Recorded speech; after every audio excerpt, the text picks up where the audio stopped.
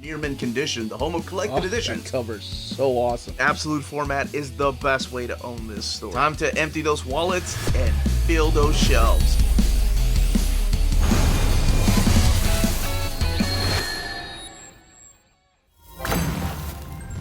How's it going, all you minties? Uncanny Omar here from Near Mint Condition, the home of collected editions. And join me today as I give you an overview of these 3 latest collected editions from Valiant and Alien books. So, let's go ahead and get started.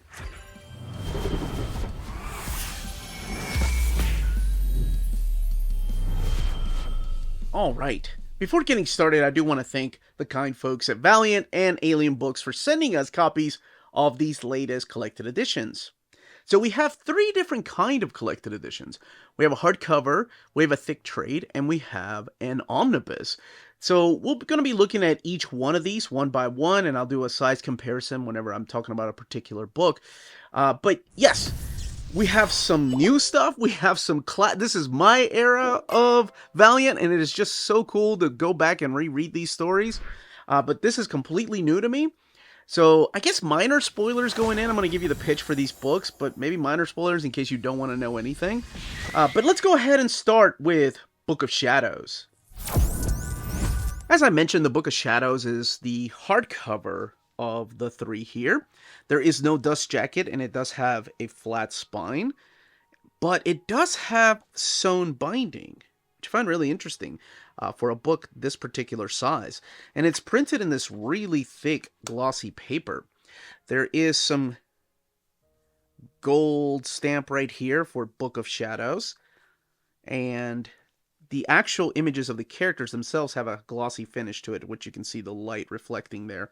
And this is a standard size hardcover, meaning that it is the trim size of the standard size hardcovers like the Marvel Masterworks or trade paperbacks, the size of a single issue. It's just a little bit taller because of the hardback, but the actual paper that they use here is the same dimensions as that of a standard size hardcover. All right, let's crack it open. All right, let's go ahead and crack this book open. You have black end sheets here, and your title page, Book of Shadows. Cullen Bunn, Vicente Cifuentes, Nick Filardi, and Dave Sharpie, the main creators behind this particular book. Cover is by Rafael Albuquerque. And this book collects Book of Shadows 1 through 4, and it's 128 pages. Now, I think this is supposed to be Shadow Man, the new Shadow Man series by Cullen Bunn, Book 3, because it feels like a lot of things have happened previously that kind of set up some of the things in here.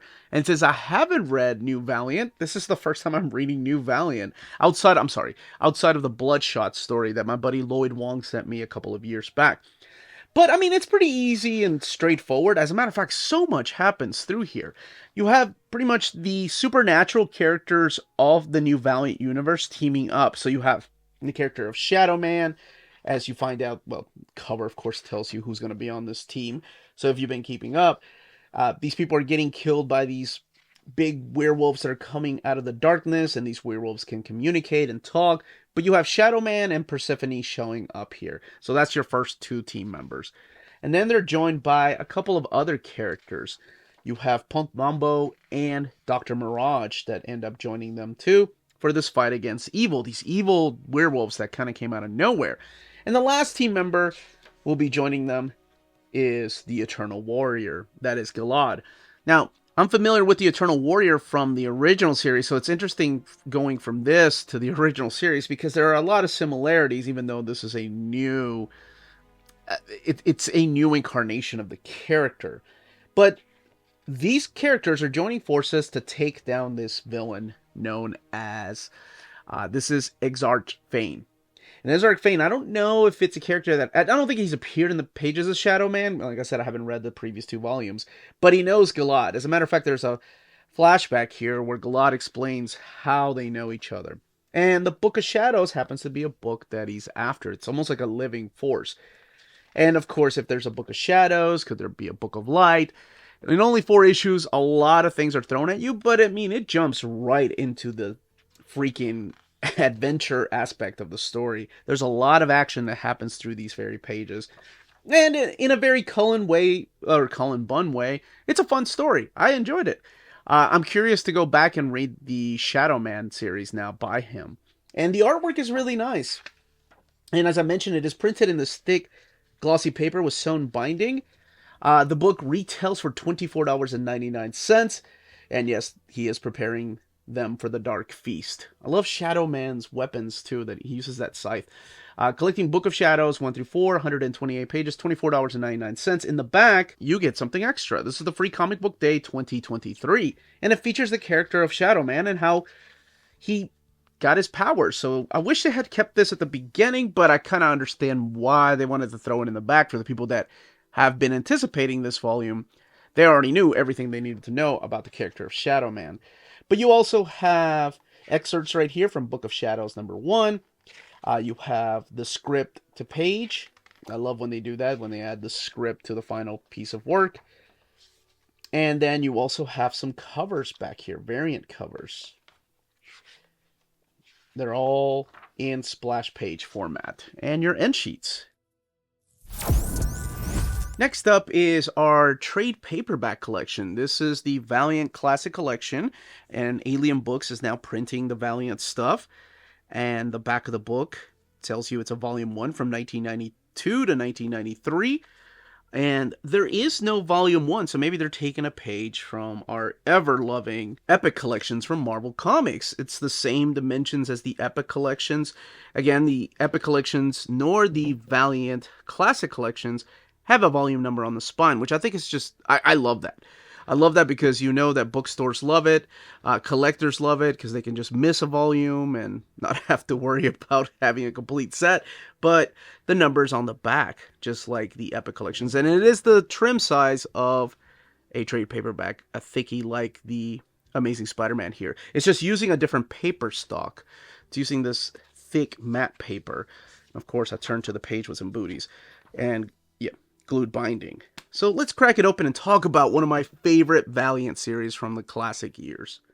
Alright, let's go ahead and crack this big, thick book open. This is part of the Valiant Classic Collection. I love the trade dress they're giving these. And like I mentioned, this feels like an Epic collection. This collects Archer and Armstrong. This is actually called Revival.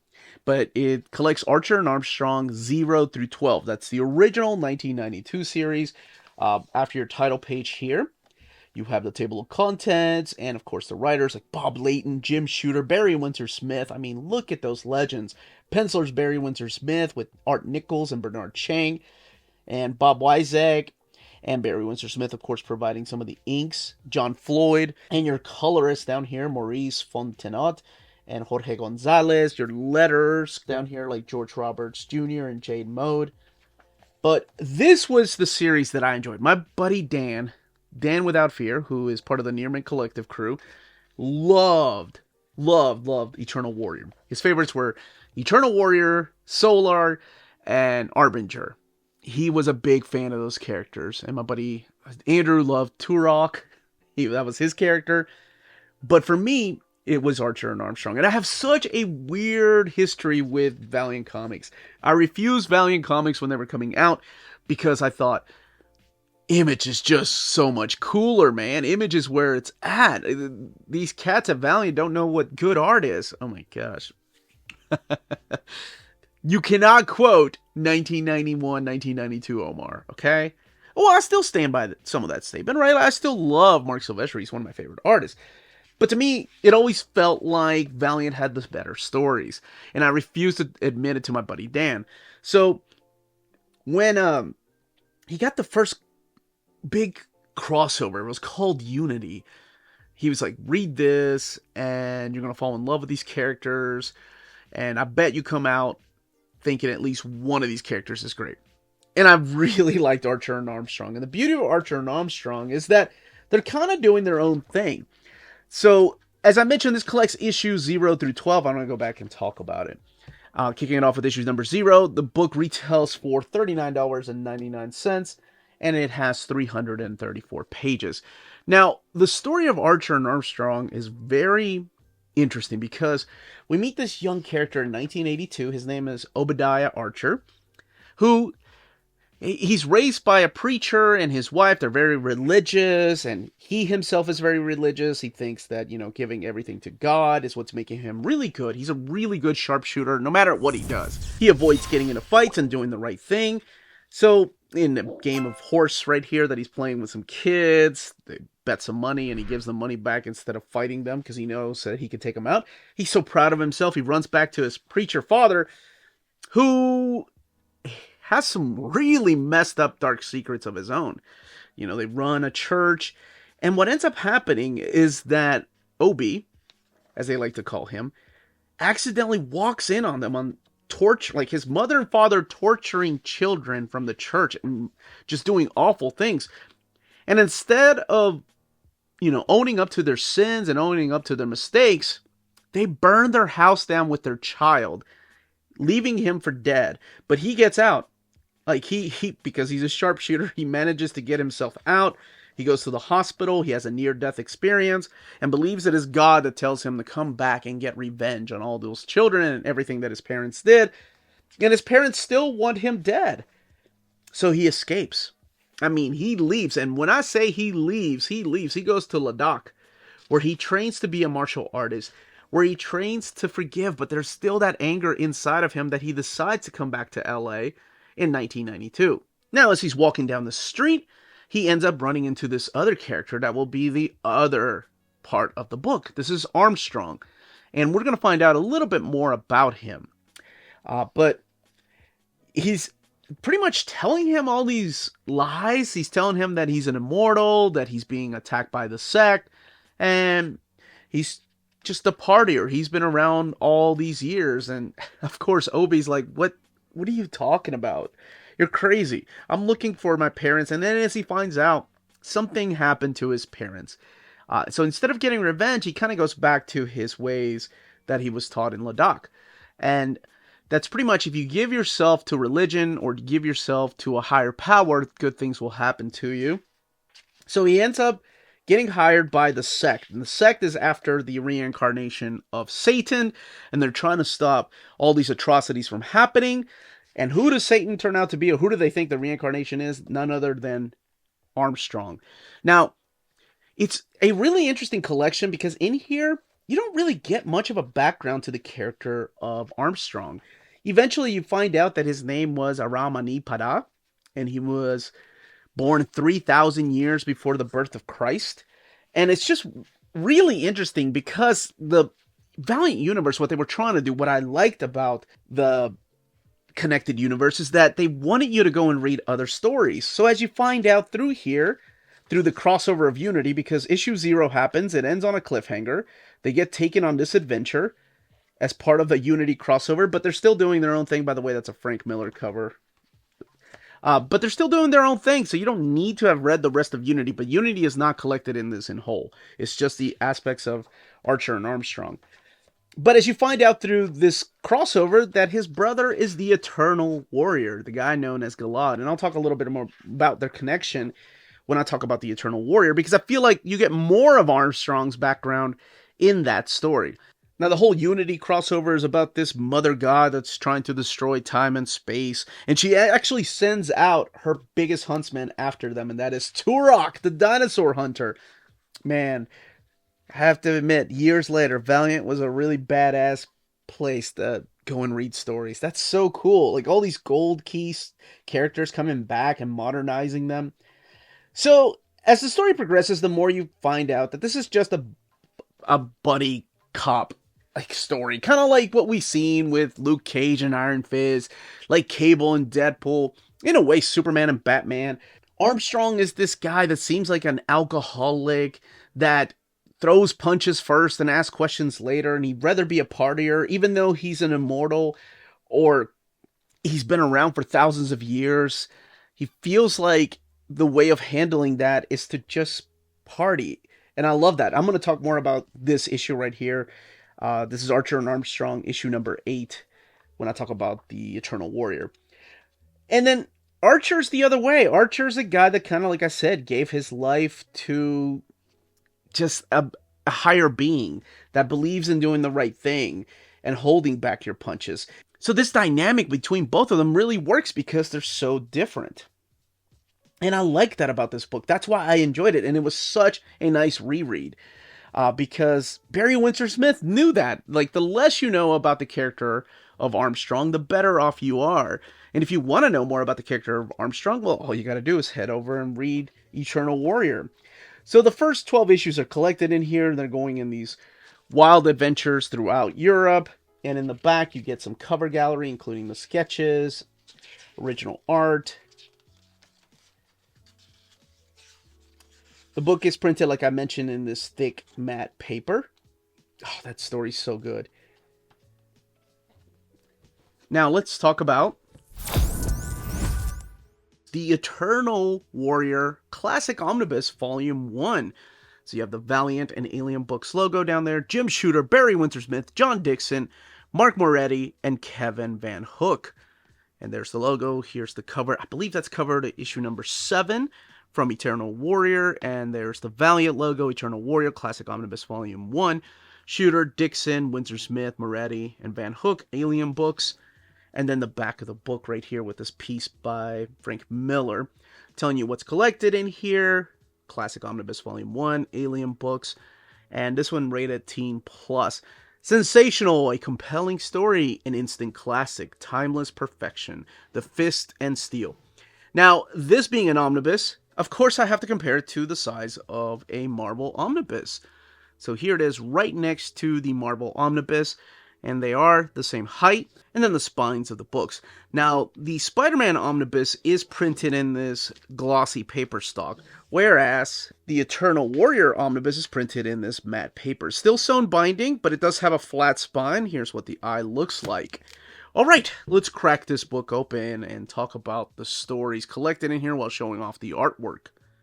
Alright, let's go ahead and open this up. You have some black end sheets. And your title page right there, Eternal Warrior Classic Omnibus Volume 1. And your credits right here, Jim Shooter, Kevin Van Hook, Barry Windsor-Smith, Mark Moretti, Barry Windsor-Smith, John Dixon, Yvel Guichet, and Mark Moretti. And your artists down here, Glenn Lubston and Dave Klistek. And inkers, John Dixon, Catherine Bollinger, Paul Audio doing the main coloring, and Jade Moed doing the lettering. Your table of contents right here, broken down into 3 different story arcs. But there's so much more in here than just that. And kicking it off with Eternal Warrior issue number 1, even though it's chapter 2 of the Unity War. So, collected in here is Eternal Warrior issues 1 through 25, Eternal Warrior Yearbook, Archer and Armstrong number 25, Arbinger 32, Secret Weapons 3 and 6 through 10, and the Valiant Era Companion number 1. The book retails for $124.99, and it has 912 pages. So what makes this work? What is Eternal Warrior? I mentioned a little bit about the characters in Archer and Armstrong. Well, in the very first issue, you find out how he is related to the character of Armstrong. So you have the character of Gilad Anni-Padda. He is starting off in this village right here that gets destroyed, including his wife and his children, including his brother's wife and his children. And they both go in different paths. They both start walking different paths. Armstrong, like I mentioned, becomes more like a partier, the guy that just kind of throws back a beer and parties and doesn't really get into scuffles unless he has to, whereas the Eternal Warrior is kind of recruited by the Geomancers. The Geomancers are people that have been approaching him, this guy right here, in just different parts of his life, and just trying to recruit him as Earth's Fist and Steel, the immortal Fist and Steel of Earth. And that is going to be his legacy. That's going to be his role in the upcoming battle. So both brothers end up parting way, and he does his own thing. He ends up in Egypt, and eventually we see him in 1992, where he's working by himself. He's got this badass leather jacket. And then, of course, he gets recruited for the Unity War at the very end. But not before you get the story between him and Armstrong. So it is really weird that issues 1 and 2 are just chapters of the Unity War. Again, teaming up all of these Valiant characters together. And I will say, reading this and reading Archer and Armstrong kind of makes me want to go and read the Unity crossover. Because I've really liked a lot of these characters. I've really liked the character of Exo Manowar, and I like the character of Solar. And then you have a little bit of the timeline of the Unity saga. And then you get to Eternal Warrior 3, where you really get things going. And in Eternal Warrior 3 is this big fight between him and his brother. So as you find out by reading these particular pages here, Galad has often been working with the Geomancers. They're all the sorcerers, they're connected to Earth, and sometimes they recruit other people, not just the Eternal Warrior. This issue right here is the first, I want to say this is the first cameo appearance of another Valiant character, of a new character, and that is Bloodshot. Because while they were printing or bringing this character right here, while they were bringing in older characters like Solar and characters like Turok the Dinosaur Hunter, they wanted to make their own characters too. This issue is drawn by Barry Windsor-Smith. Now, of course, he has his own villains, right? If you're going to have an immortal character, you have villains like the Immortal Enemy or Master Dark. And this is his new Geomancer. This is Joff. Now, my favorite issue that I want to talk about is this right here. This is issue number 8. Now, issue number 8 of this is printed in the Archer and Armstrong because it was a double-sided or a double-sized issue. It both worked as Eternal Warrior issue 8 and as Archer and Armstrong issue number 8. And this story is so awesome and fascinating because it tells the story of both brothers, of Galad and Aram, and how they were part of the original Musketeers. But it also introduces us to another brother that we haven't heard of, and that is Ivar. He is the eldest brother that went before the series kicked off with Eternal Warrior number 1 when you saw that flashback. He had left the village already and became a Time Walker, which I think eventually got his own series. But it's just such a cool story, and what it really turns out to be is the Dumas story of the Man in the Iron Mask, and I thought that was a cool twist. And of course you have D'Artagnan here because he had some kind of deal with Dumas to keep copyrights there, so he has to be the character in the book. But it's just so awesome, and it also shows just how close the brothers are and how different they are because they went in separate ways. So through this particular collection, you're going to be seeing him just going around the world through different times. Sometimes he's in World War II, sometimes he's in ancient China, sometimes he's in Egypt. This story right here is freaking awesome. And that is, what issue is this? Number 11. It's just a badass story. It's a flashback story. But you do have the Immortal Enemy that shows up through here that can take over people's bodies, including his own body. But that's okay because Bloodshot is on the case. So Bloodshot comes in and helps out a ton. And eventually they become part of this other team. It's the Secret Weapons, because I guess they couldn't be called the Secret Warriors, where it's not just Jeff and Galad hanging out with Bloodshot, but there's other characters in here too, like Livewire and Stronghold. But they become a part of that particular team. And the book is printed in this matte paper, but it's not as thick as the matte paper that they've used for the Archer and Armstrong trade paperback. It feels just a little bit thinner. So there's a little bit of bleed through happening. It is sewn binding, as I showed a little bit earlier, so you do have minimal gutter loss right there. It does have a flat spine. And then in the back, you do have extras like the gallery right here. And there's Master Dark. This is by, of course, the legendary Barry Windsor-Smith. So you have thumbnail sketches to finish art.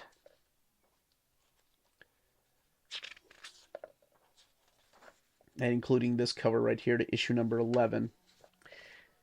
So again, the book has 912 pages. Let me show you the eye again. It's a big eye, and that's what we want to see in a book this size. And it retails for $124.99.